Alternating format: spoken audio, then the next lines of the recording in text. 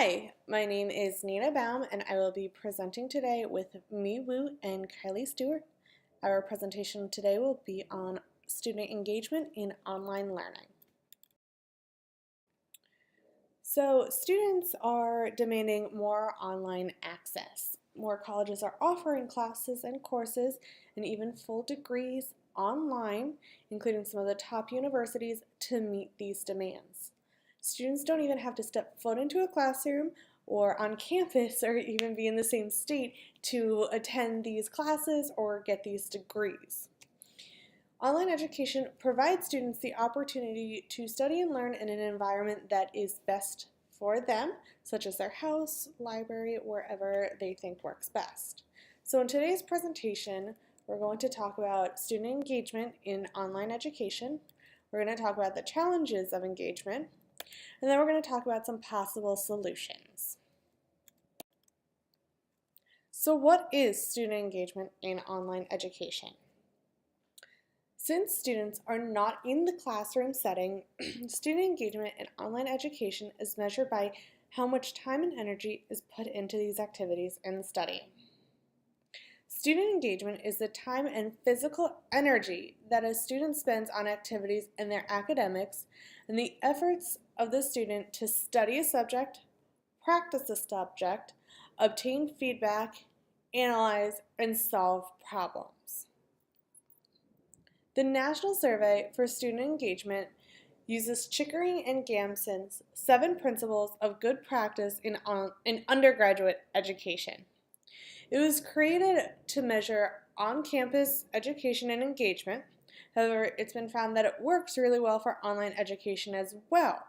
So the method still applies for online learning. So next, we're going to talk about what some of the challenges are. The big challenges with the faculty are the nonverbal cues, demonstrating emotions, and harder to connect. Since they're not face-to-face with students, faculty have issues picking up nonverbal communication to see if a student is engaged or not, and if they are actually trying to retain this information that the professor is providing. It's also harder for the professor to express emotions to students, such as enthusiasm, to motivate a student's interest in the topic. But most importantly, it's really hard to get that one-on-one connection between students and faculty when they're not together and don't have to communicate in a way. So problems with students are seeing the lack of motivation, lack of directive support, they're resistant to the environment and the teaching style of that professor.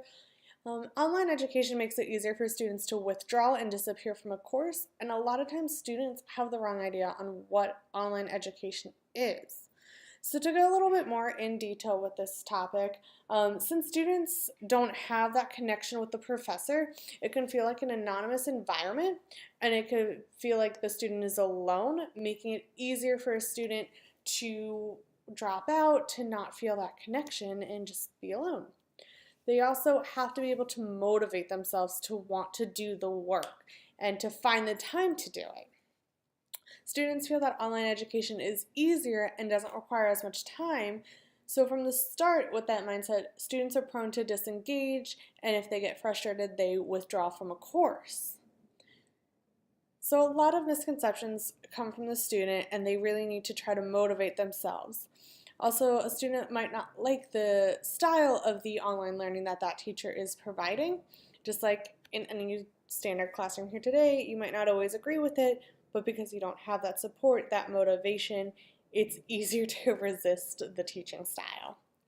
So Kylie and me are going to talk about possible solutions to help students get more engaged. Now that we've reviewed general information about the background of online education, we will look at current challenges and possible solutions available to students and faculty and how they might utilize them.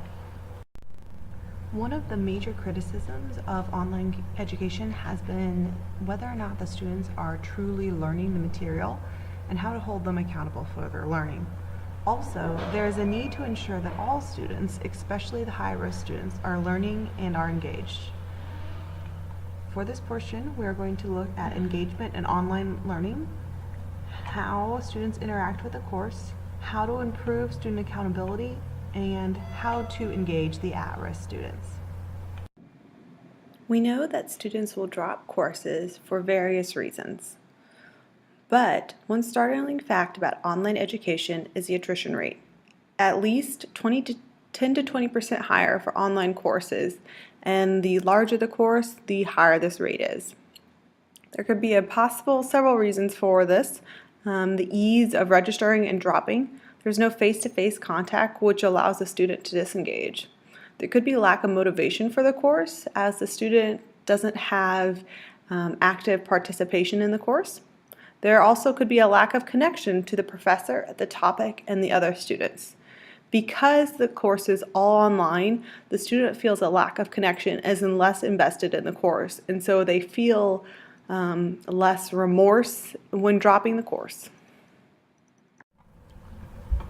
So now that we know that one of the major issues with online classes is the attrition rate, how do we combat it? One possible solution is to make sure that we're looking at how students are engaged in the actual course. This can be done through learning and technology and online resources. One possible solution is to make sure that the students are actively participating in the course. This can be done through discussion boards. Studies show that the greater percentage of the course that is based on discussion, the more satisfied the students were, and the more they thought they learned from the course. And finally, the more interaction that they had with discussions led to greater interaction with the instructor and other peers. As previously mentioned, lack of interaction can be a major barrier for students. Evidence suggests that the lack of social interaction is the most important barrier for online students, as well as administrative and instructor issues, time and support for students, and motivation for their studies. We also know that the lack of social presence, both from the teacher and from other students, has been found to significantly negatively impact students' motivation and inspiration to succeed. In fact, learners can be demotivated by online courses that are impersonal, irrelevant, boring, or one-size-fits-all. We do know, though, that students who engage in self-regulated learning learn better, set goals for themselves, use effective learning strategies, and track their progress.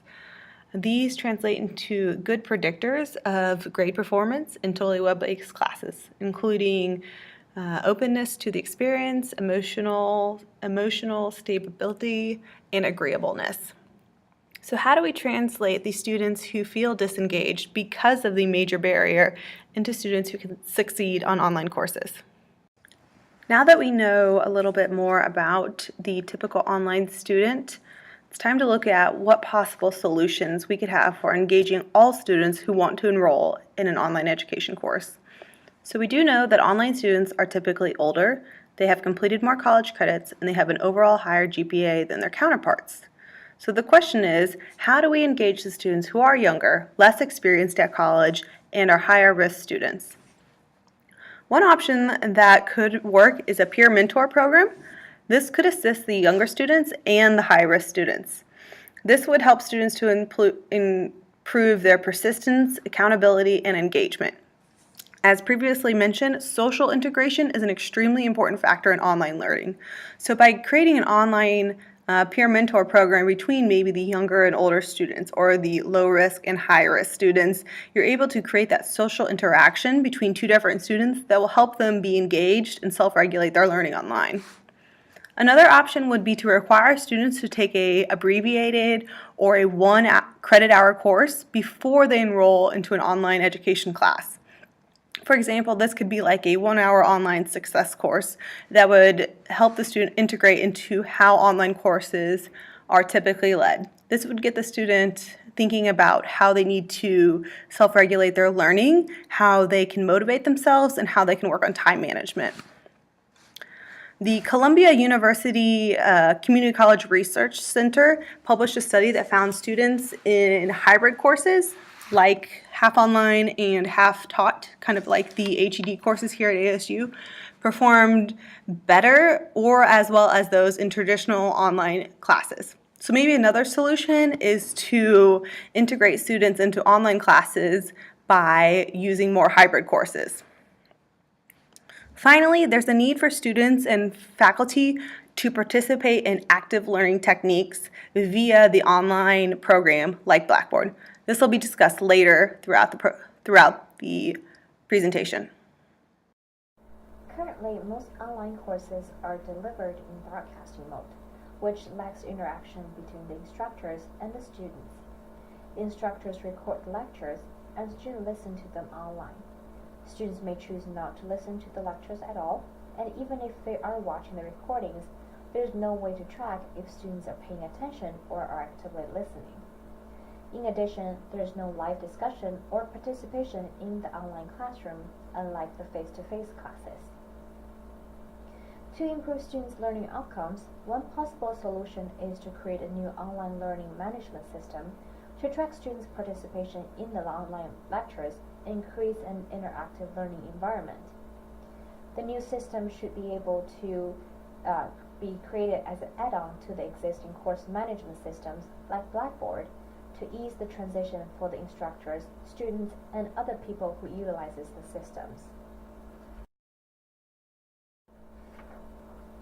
Instead of recorded lessons and discussion boards after lectures and readings, interactive learning can improve the quality of online learning and the interaction between lecturers and students, as well as among students themselves. For example, pop quizzes in the middle of recorded lectures to make sure students are paying attention, or only allowing students moving on to the next slide or recording by interacting with the content on the slides, like clicking on different tabs. Furthermore, instructors should be able to track the progress and the interactions to see if students are actively engaged in the lectures. For example, if a student spends 30 minutes on a typical 15-minute lecture or activity, the student may be distracted during the lecture or is struggling with the content. At this point, instructors could reach out to the student and offer additional support. Active learning strategy could also be integrated into the online learning environment. Other than the traditional lectures and readings, interactive activities can be added to the content. For example, students can choose to take additional courses on the topics they're interested in if they pass certain quiz.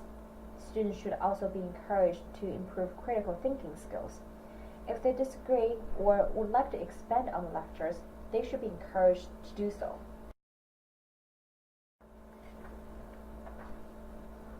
Improved student engagement in the online learning environment is an ongoing issue within higher education, and it requires effort from both the student and the faculty. Here is a list of our references.